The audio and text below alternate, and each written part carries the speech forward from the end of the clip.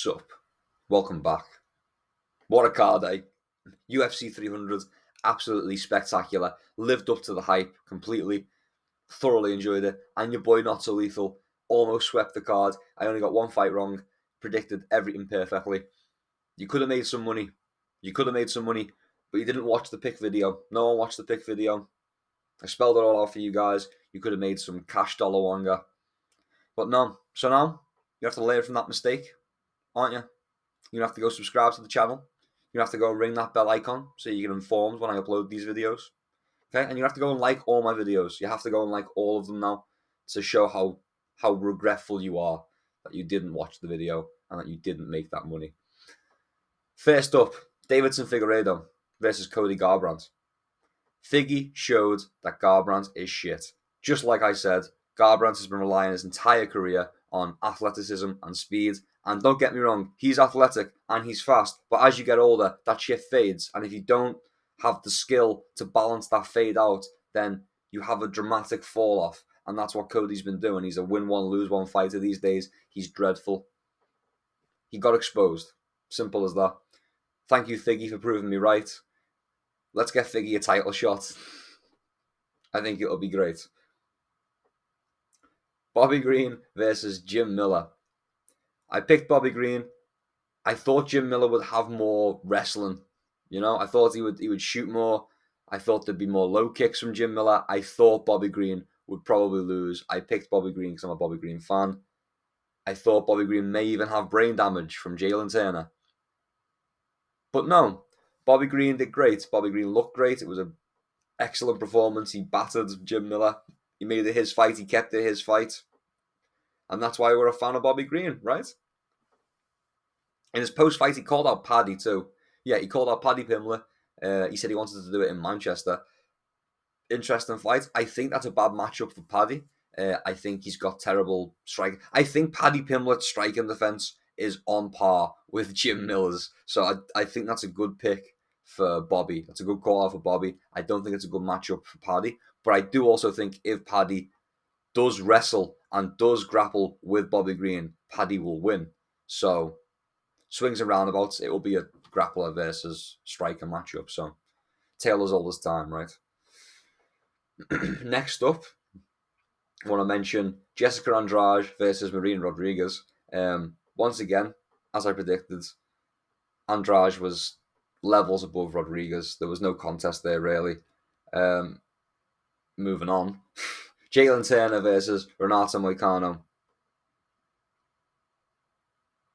I predicted it. Moicano got hurt in the first round. It looked bad. It did. It probably could have been stopped. It probably would have been a little bit early, but it could have been justifiably stopped. But no, Jaylen Tena was feeling bold. He went for that fucking walk-off KO. He didn't get it. Moicano rallied. He came back. He dominated the rest of the fight, and he got the finish. Just like I predicted. Should have watched that video. Yuri Prohaska versus Alexander Rakic. Again, people were picking Rakic. Yuri is a samurai, okay? He understands the sport he's in. He understands what it is to be a fighter. He goes out there. He takes risks. He's okay with getting hit. He's okay to take one to give one. He doesn't rely on his chin. What the fuck am I talking about? He trusts his chin. He trusts that he's not going to get finished. He likes to taste the other person's power, and he says, I can take your best, can you take mine? And he fucking puts it on them. Yuri Prohaska, what a legend. He is a samurai. Charles Olivera versus Arman Tsarukyan. This is the fight I got wrong. Charlie Olives. I have, in my recent videos, I've made a kind of a point to shit on jiu-jitsu a little bit. Jiu-jitsu is brilliant. I won't deny it. But sometimes you can choose not to play jiu-jitsu. And then the person who is a jiu-jitsu specialist who has a nasty guard like Olivera gets nullified completely, and you can just dominate them with heavy top pressure if you just choose not to play jiu-jitsu. And I think that's something that needs to be addressed maybe within this combat style of jiu-jitsu. I don't know. But I thought Olivera was one of the guys with the style who had the guard, who could use it well and use that to get himself a win. almost. I think he had he almost had an armbar, like a triangle armbar, an arm in, fucking yeah, it was a triangle armbar. But like, I don't think he was going to get it, even if he had the time on the clock. So yeah, absolutely wrestle fucked by Arman Tsarukyan. A little bit boring. Olivera had his moments on the feet, I guess, but not really. Fuck jiu-jitsu, man. Fucking, why did I trust jiu-jitsu? Justin Gaethje versus Max Holloway. I picked Holloway. Your boy picked Holloway. I was right. I said Max was gonna have not lost.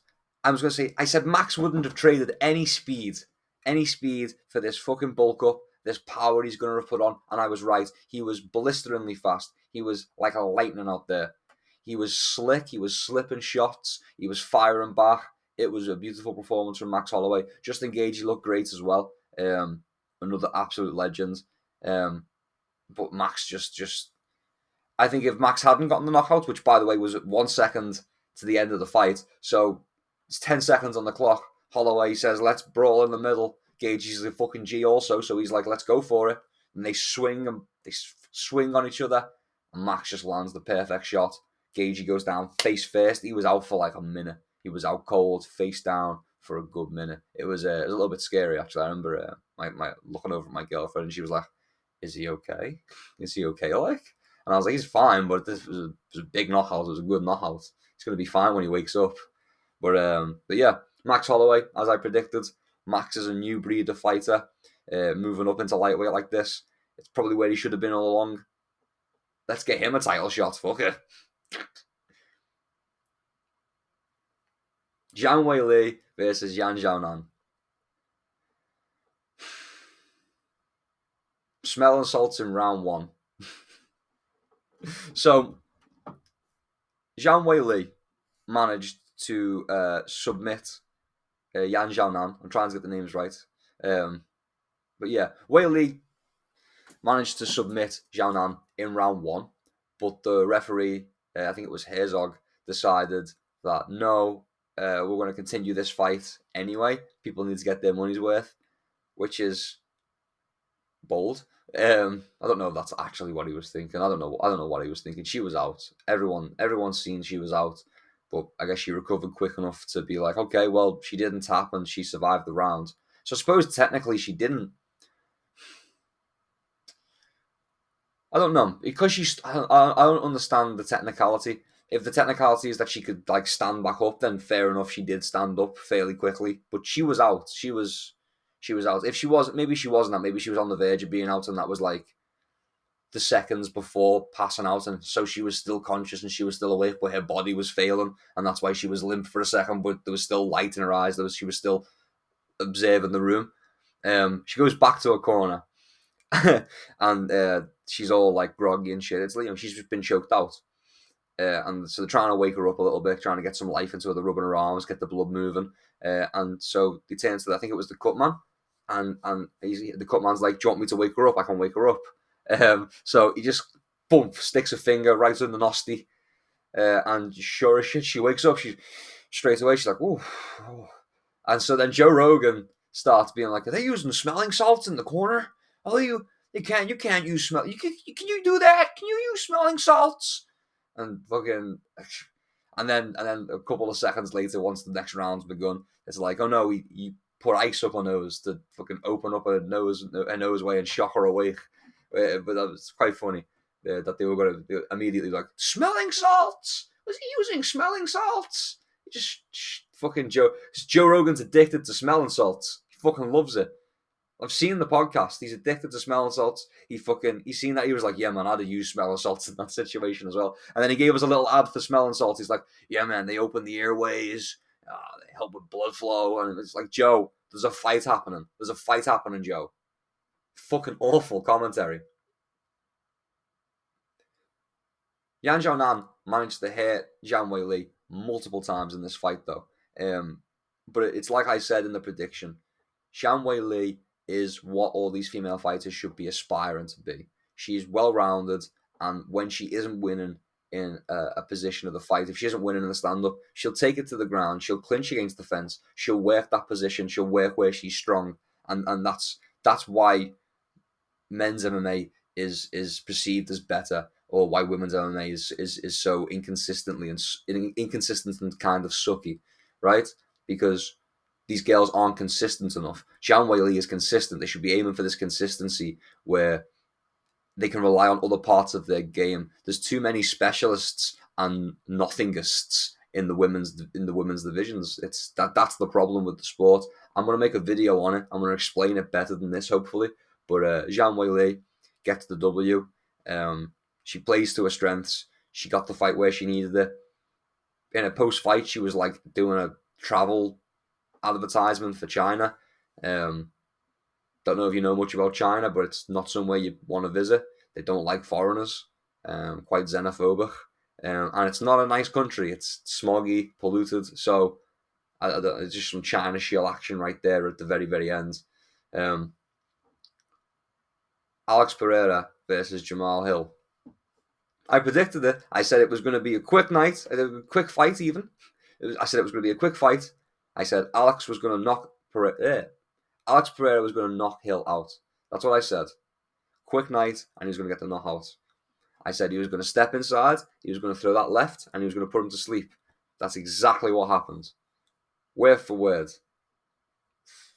We even got to see Hill like, what happened? After it. It was fucking great. It was perfect. You gotta imagine that Izzy was sat in a bar somewhere, right? Watching the fight, and he turned to the person next to him while he was drinking he's definitely a cocktail kind of guy. He's drinking his fruity cocktail, and he turns to the guy next to him and he's like, I beat that guy once. I beat that guy. And the guy was like, cool, man. Weirdo. It was like 2 minutes before he was talking about how much he loves dogs, you know? And like how much he loves dogs. But yeah, Izzy's definitely feeling a bit sore about this because Poatan's doing everything he wanted to do, and he's doing it better. He's accomplishing it. So yeah, sucks to be Izzy right now. That's all I can say. But yeah, it was an amazing card. I enjoyed every fight on the card. Even the women's fights were pretty good. Except for Aljamain Sterling. That was a bit of a stinky poo fight. But that's Aljamain Sterling for you. I predicted it would be a stinky poo fight, and it was a stinky poo fight. Aljamain won. How I said he'd win. He'd wrestle. He's just a wet blanket. He just lays on top of people. So yeah. Boring, but that's how he does it, I suppose. That's the sport allows people to just sniff each other's crotches, to just sit on your knees and just bury your face in someone's crotch until you get the wins, until you manage to knock them over, trip them up. So, yeah, it's they need to allow some grounded knees, I think. Oh my god, that was it. Oh, the up kick. I forgot about the up kick. So fucking Charles Olivera kicked Arman Tsarukyan like in the ground on the ground during like a scramble, and they stopped the fight and like gave Arman Tsarukyan a minute to like catch his breath and like have a think about it. But Arman didn't want it, and I think everyone was like overreacting. The officials were overreacting to what had happened because it wasn't like a kick; it was like a push. It was like a get off me. As Olivera was trying to pull his left leg from the entanglement, he was trying to use his right leg to scrape his left leg away. And as he's pushed out, it slid off the chest of Tsarukyan and kind of toe slapped him in the face. You know, I don't think it was intentional either, but the reaction to it was like so shocking. It was over the top. The reaction was over the top. It didn't need to be like, oh, let's stop the fight and make sure he's okay, everyone. Like, Tsarukyan was fine. Olivera didn't mean to kick him in the face. Tsarukyan looks like he knew that he didn't mean to kick him in the face. It looked like he was trying to pull his leg out of the entanglement. So, yeah, that was an interesting one to just fucking suddenly recap. But yeah, Jamal Hill absolutely starched by Poatan. Absolutely just blasted. As I predicted, Aljamain Sterling was the stinkiest card on the fight. It was a stinky poo fight. Thank you for watching all the way until the end. If you enjoyed this video, leave it a like. Don't forget to subscribe. You don't want to miss out on these fucking picks, bro. You don't want to miss out on them. So you're going to subscribe. You're going to hit the bell so you're notified when I upload. You're going to go and like all my videos, okay? Good man. Peace and love. I'll see you around.